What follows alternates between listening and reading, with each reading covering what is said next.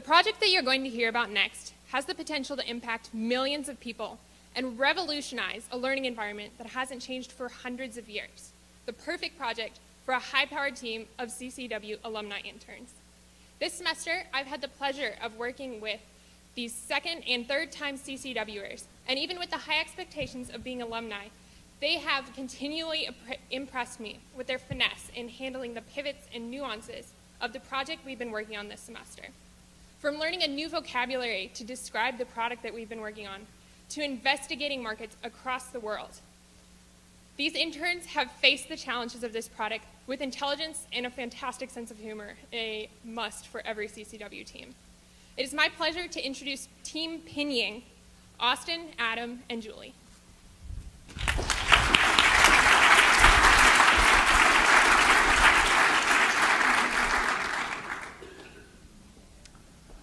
One-third of people in China, the world's most populous nation, are currently learning English. That's over 350 million people, more than reside in the entirety of the United States. And over $60 billion are spent annually on English language education in this market. In spite of this massive expenditure, the system still suffers from severe shortfalls. In contrast to the 1 in 3 people that are learning English, only 1 in 130 actually have the ability to conduct daily conversations in English. Only 3% of Chinese English learners self-report as being able to converse fluently, and only 10% of Chinese engineers have the English skills necessary to be hired for foreign jobs and by foreign companies in their ever-globalizing field. One of the key difficulties with learning any new language is learning its pronunciation, and Chinese learners of English have historically struggled with this.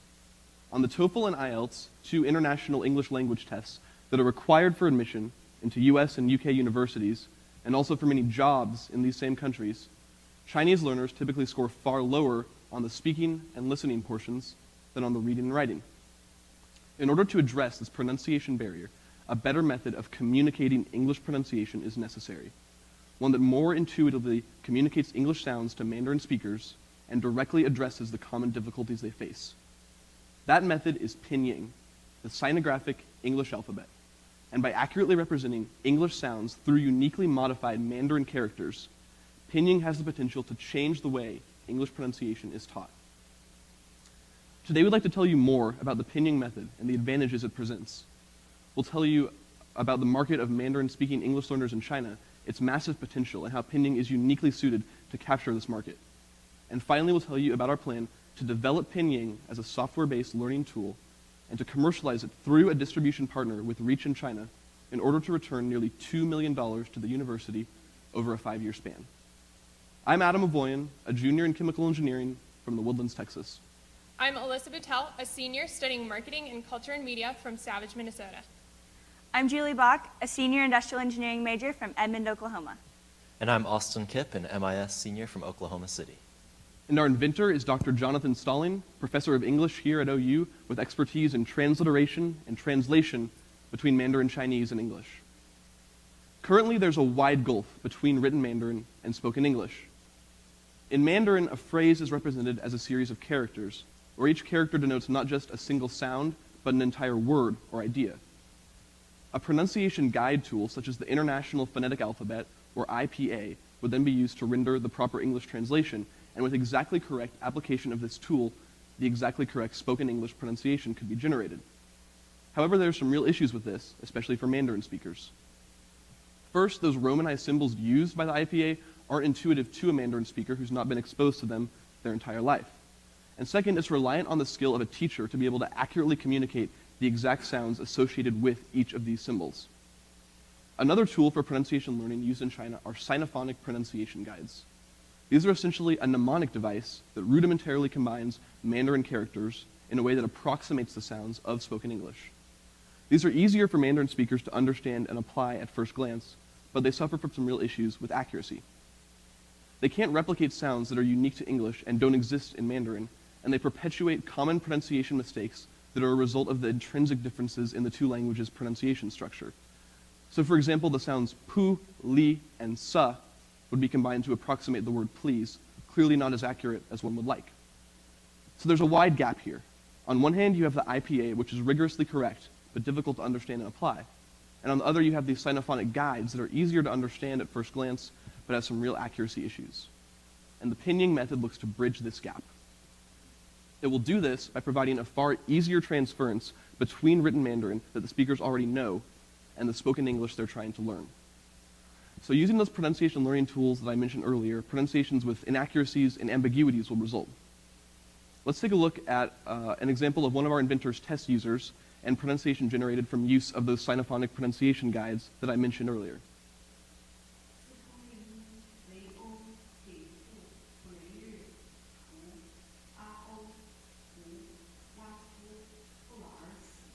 You can hear the common errors that result for Mandarin speakers when they're attempting to learn English pronunciation, and these include the addition of unnecessary vowel sounds at the end of English syllables, and substitution of incorrect consonants for English consonants that they don't inherently know.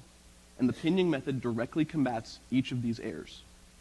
It does this by de-Romanizing English, by getting the Latin alphabet that is not intuitive to Mandarin speakers out of the way. And it replaces this with a far more intuitive means of using Mandarin characters that are uniquely modified to accurately represent the sounds of spoken English.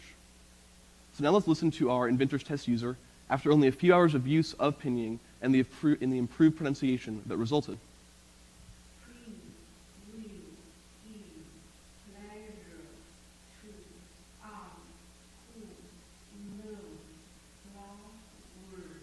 You can hear that those common errors are greatly reduced, and the pronunciation as a whole is far more accurate and less ambiguous.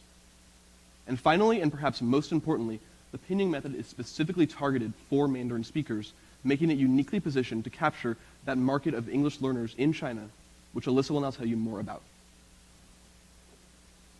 Thank you, Adam. Within that 350 million person market of English learners in China, advanced learners are best positioned to be Pinying's initial target market because of their accessibility, incentive to learn, and financial feasibility. Through discussions with our inventor, as well as interviews with Mandarin speakers and English teachers, we've determined that the 52.5 million advanced learner market is seeking a way to turn their academic English knowledge into a practical skill that they can leverage in the global job market. We'll be able to reach advanced learners by focusing on a university setting first and developing Pinying as a software-based product. This will give us market accessibility. There are more than 25 million university students in China, and Chinese universities have language learning computer labs, similarly to American universities here. At Beijing Normal University, students are required to spend 40 hours each semester in the language learning labs, ensuring that these advanced learners will have access to Pinying as a software-based product. Additionally, advanced learners in the university setting have an immediate utility for bettering their practical spoken English skills. They've not yet had an opportunity to be immersed in the language, to study abroad in the United States or in the UK, which is one of the best ways to increase your fluency of a spoken language. Pinying can help them gain the competitive advantage that they're seeking as they begin to apply for jobs and graduate school positions in the US, which are highly desirable. Lastly, this is a financially feasible market. $60 billion are spent every year in China on English language learning tools. And by targeting advanced learners in the university setting, Pinying will be able to capitalize on the financial investment of the Chinese family in helping their students seek out better jobs and better graduate school positions. So now let's look at the competitive advantage that Pinying can offer these users. We compared Pinying to other software-based programs, which the most common of which include limited scope apps such as Pronunciation Power. We also looked at the traditional classroom setting in the university and in specialty ESL schools. And lastly, we looked at those sinophonic pronunciation guides, which Adam demonstrated earlier. Pinying is the most accurate way to learn English pronunciation for Mandarin users because it specifically targets the biggest challenges that they face as they learn to pronounce English. Additionally, it gives them the ease of use and the more natural way to learn that they seek out when they use the sinophonic pronunciation guides, but it has that added accuracy. By developing Pinying as a software product, we'll be able to make it accessible to the market as easily as other apps, as well as the sinophonic pronunciation guides, and it will be more accessible to users who can't afford the cost of the university setting once we expand the software product to advanced learners outside of that university setting. Before Pinying can go to market, it needs to undergo some rigorous testing so that it can quantify the gains that it bestows upon a user who is learning to pronounce English better. In the next year, Dr. Stalling will collaborate with professors from the College of Education in order to establish these standards of improvement that Pinying will afford its users. After that testing, Pinying will be able to go to market. And now I'll turn it over to Julie to tell you about our commercialization strategy. Thanks, Alyssa. This semester, our team has looked at several ways to commercialize Pinying, from a startup model to partnering with a US-based or a China-based publisher. We believe that partnering with a China-based publisher, Pinying and the publisher will both benefit. Pinying will benefit first because the legal marketplace in the US versus the legal marketplace in China is very different. These publishers know how to protect their intellectual property, whether it's a book or a software.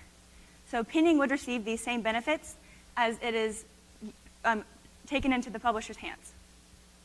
It would also receive great brand credibility.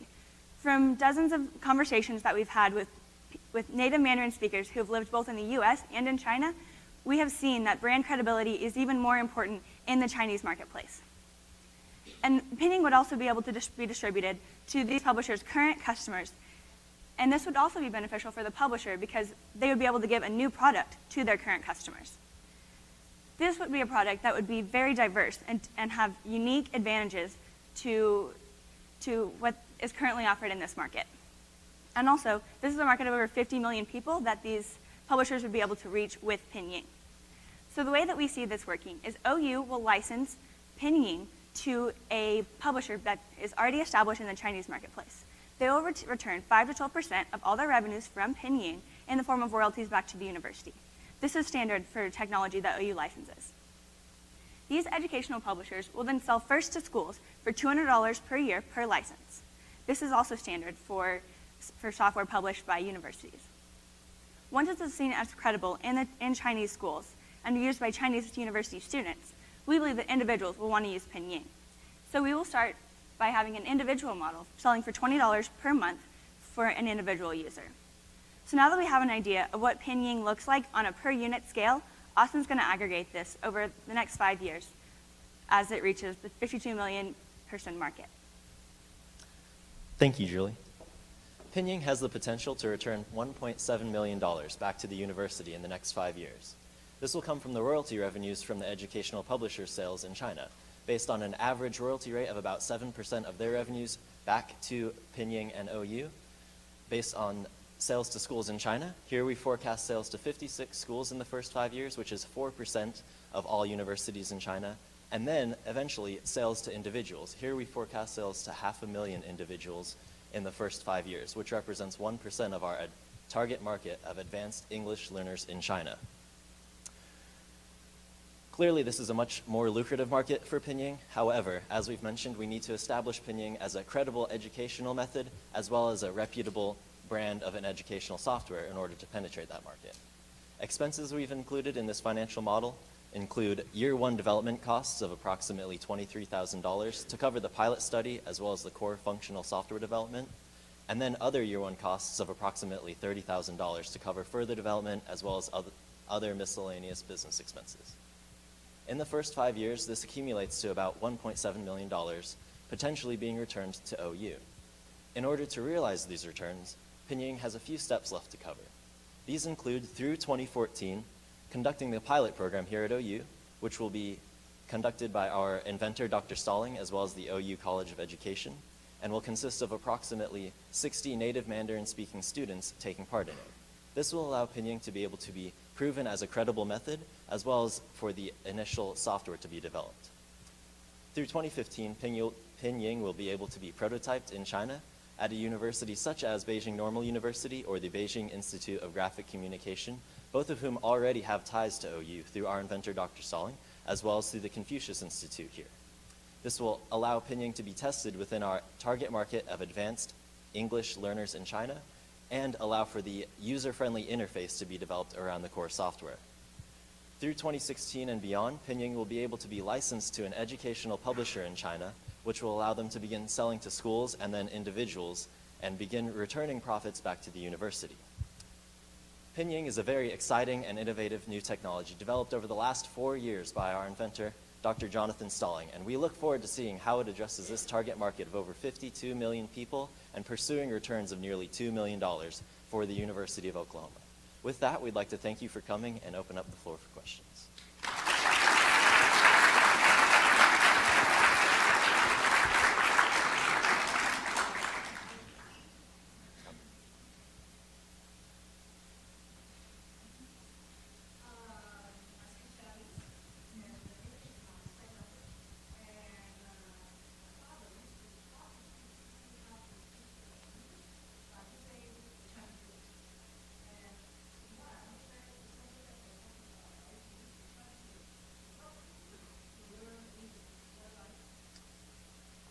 Not quite necessarily. It's not using the literal words, it's using the characters and the sounds associated with them. And these are modified in a sort of a unique way by our inventor, and that's kind of the key to the Pinying method. And sort of more detail into how exactly that's done we can't really go into, as the technology is still in the works of IP protection. So disclosing more about how exactly those characters are modified is more detail that we can go into today.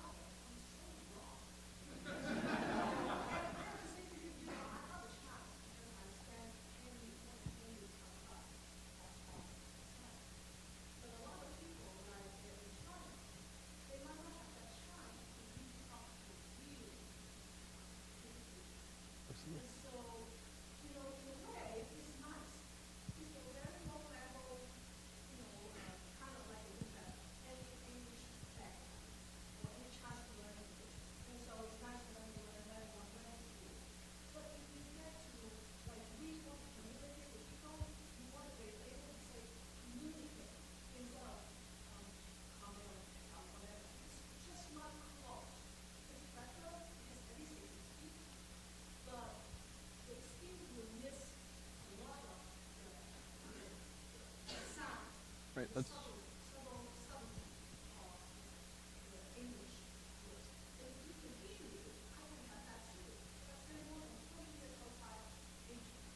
and I think that's exactly right, and why we picked our target market as people who have this level of English and then need these further gains before they go into the English immersion environment to get that real pronunciation training, and this sort of gives them that head start there, and that's the market we're looking at. And the method itself, I think, sort of does exactly what you're describing. It addresses the exact problems you're describing with using those Chinese characters and the problems that caused for you that you talked about. It sort of dissociates all of that and addresses those problems directly, and that's sort of the key to why it's beneficial.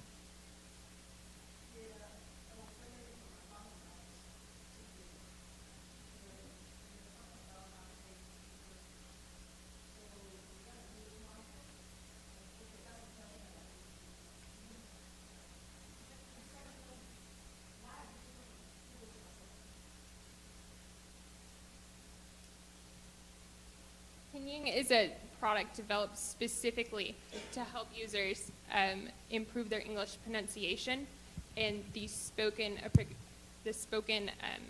clarity of their English. So it's not for teaching translation.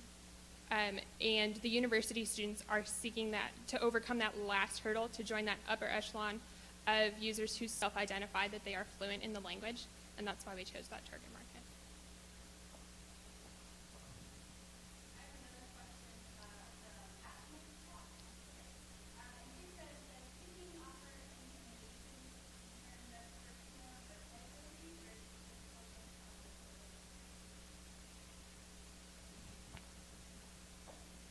The question is, does Pinying offer innovation in pedagogy or just in delivery?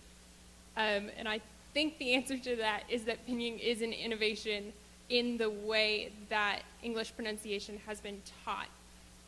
It's a very nuanced method that we can't go into more detail about here, but it does address the way that that English has been taught in China to perpetuate the most common mistakes in the past.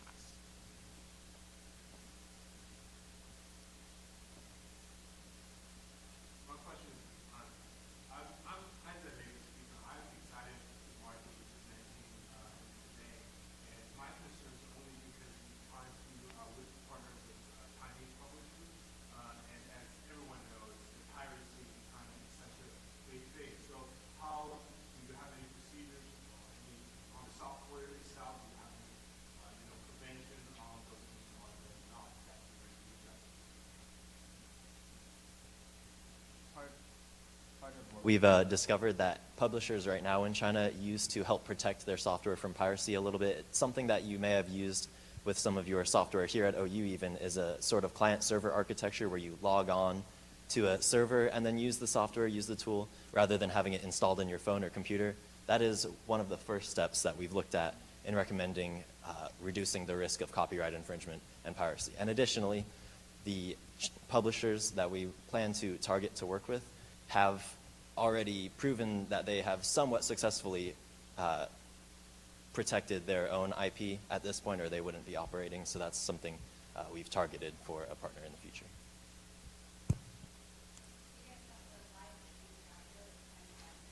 We have a question from Derek Rader that says, "You missed understanding where the $2 million royalty estimation came from. Could you break that down, break that question?" Absolutely, Jared. So the question is about royalty revenues and how it accumulates to $1.7 million. We have forecast sales to 56 schools in 5 years.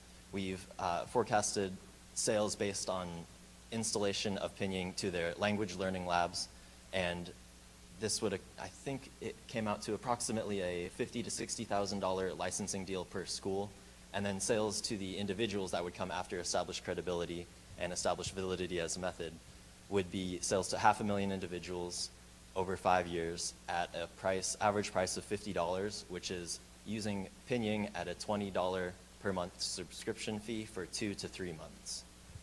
So does that answer his question, I guess? Yeah.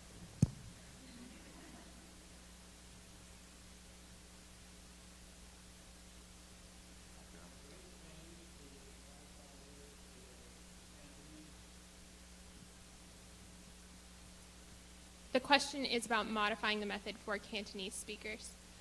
Yes, Dr. Stalling does have exciting plans to expand the application of this method, which does include incorporating other dialects of Chinese into the method, as well as expanding from Chinese speakers learning English to Chinese speakers learning other languages as well. So that's a really exciting expansion that can happen far down the road.